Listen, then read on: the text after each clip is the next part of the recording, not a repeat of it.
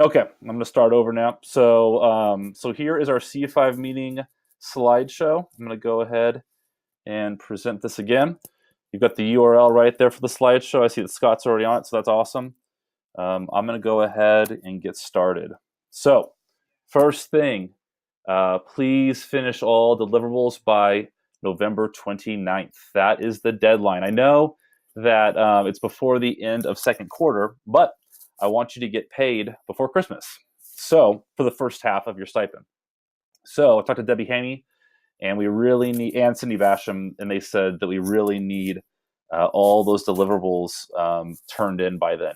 Just put them on the spreadsheet, and then you'll be good to go. And I'm going to submit that to Debbie and Cindy on the 29th. So if just in case you need it, here is the sheet. And if you haven't put in your quarter two deliverables yet, just go to the bottom of the sheet and click on quarter two. There's a little tab at the bottom. When you go to the sheet, you're going to see quarter one. If you go to the bottom and click on quarter two, then you can just paste your links in the cell on that sheet. For quarters 3 and 4, there'll be a brand new sheet. I'm just going to do a brand new one, and I'll share that URL with you after the semester during third quarter. So any questions about that, please let me know. But it's important to turn that to have that filled out, because you won't get the first half of your stipend if you don't do all the deliverables, and that would make me very sad. So please turn them in. Okay, so if you want to check some of your videos out, some of the deliverables you've actually given, which are awesome, by the way, I must say I'm very impressed by everything that you guys are doing.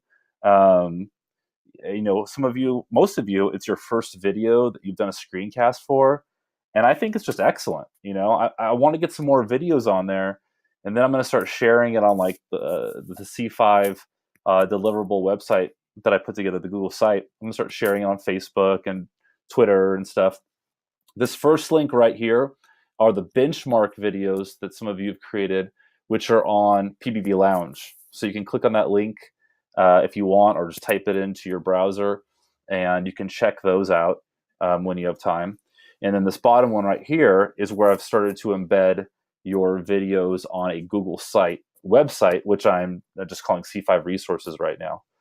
And I've got it kind of organized by different, like Benchmark, Renaissance, Google, and so forth. So check those out. You guys are doing a great job. I think that it's really going to help build capacity throughout the district with what you guys are creating, sharing all your knowledge. It's awesome. Okay, time cards. First off the bat, you do not need to fill out a time card for your C5 stipend. I've been getting some questions, good questions about that. I don't think I was very clear in the email, so sorry about that. You definitely do not need to fill out a time card for your stipend. The only time as a C5 teacher you'll really be filling out a time card is the beginning of the school year. That's mostly in August, maybe September, when you're helping new teachers get set up in their classrooms. Model tech teachers, for the most part, will be the ones who are filling out time cards. But if you go over and beyond, you think what the stipend allows for, let me know, and it's very possible you could turn in a time card this time of the year too. The big thing, though, in the video I created and shared with you earlier is where it says address, just write your school site. I think they're going to actually change address to school, so it's not as confusing. But just write your school site. Here's the budget code. If you do not want to write that whole budget code, let Roxanne Fox know, and she will be able to print one of these out for you. She can print a whole bunch of them out for you and send them to you. And then in the position section, you can write C5 Blended Learning Trainer, or if it's for one of your model tech teachers, they would write that as well. But again, you can feel free to fill out a time card with all this information on your own. You can just handwrite it in, or if you don't want to handwrite it in, go ahead and contact support, and Roxanne will be able to give you a time card where it's printed out to save you some time. And there's another picture, and again, address will be turned into school hopefully soon, so it's not as confusing. All right, so Hour of Code, that is coming December 4th through the 10th. In this Google slideshow right here, you can go ahead and click on the link. You can also just Google Hour of Code, and this will come up too. But there's some cool new activities that you can check out. Minecraft has a new one. There's this one called Hero's Journey. And so I think the kids would really like that one. Even the really young kids. My son's in kindergarten. He knows, I mean, he doesn't really do Minecraft, but he knows about it and he really likes it. So even really young kids, I think, could do this year and could do Minecraft. So that's kind of an exciting one. And if you want to sign up, go ahead and share this with your students and share it with your staff too. I mean, if nothing else, in December, it's a really cool thing, fun thing for students to do for an hour. I think most teachers with the laptops, would just appreciate letting them just kind of like go and problem solve and work for a little bit in front of their computers. So let them know about that. And if people are doing it, please take pictures and share those on Twitter, send them to me or whatever, because I think it's a really great thing to share and just kind of build, visibility for Hour of Code throughout the district. So, okay, this is new. This is a new development, brand new today, actually, just a couple hours ago. A few teachers contacted me saying, hey, like there's all these Twitter chats online. Why don't we have our own? And I was like, okay, let's do it. So this Sunday, November 19th at 8 p.m., we will have our first hashtag PBV chat. So if you have a Twitter account and you have time and you want to participate on Sunday, go ahead and log into Twitter, type in the hashtag PBV chat, and then I'll be moderating this first one. There'll be 10 questions that'll be spread out depending on how many people are participating. I'm not really sure how long it'll be. It's usually no longer than an hour, but it'll probably be a lot shorter if we don't have a lot of people that participate. But the theme that we're going to focus on is trust and teamwork.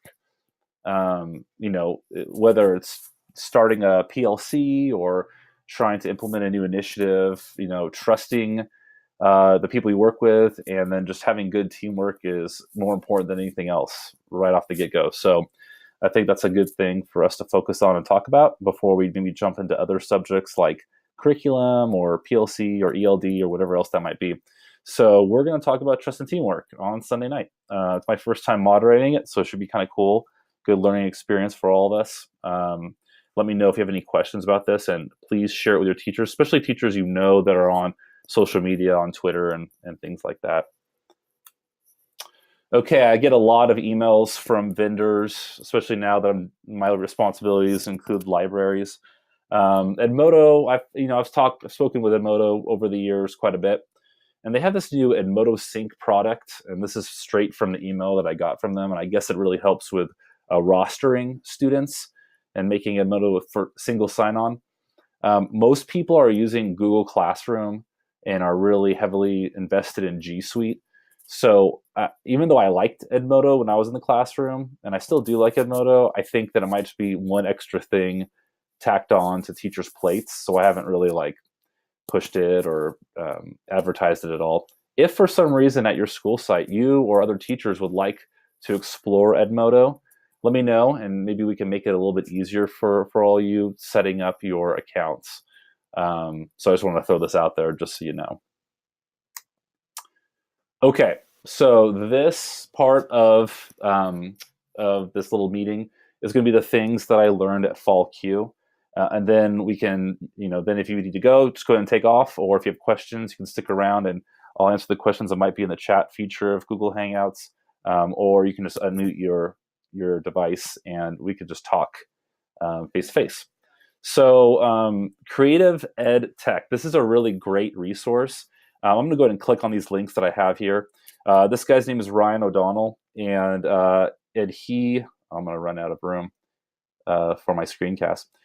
And so he shared at Fall Q. If you go to his website and click on templates, there's some great templates that are here that he uses. So I mean, these are all in Google Slides. So here's a Facebook slide, Google slide that's like the template of a Facebook page. Or same thing with Twitter. Here's a really cool Twitter slide that can be used. That's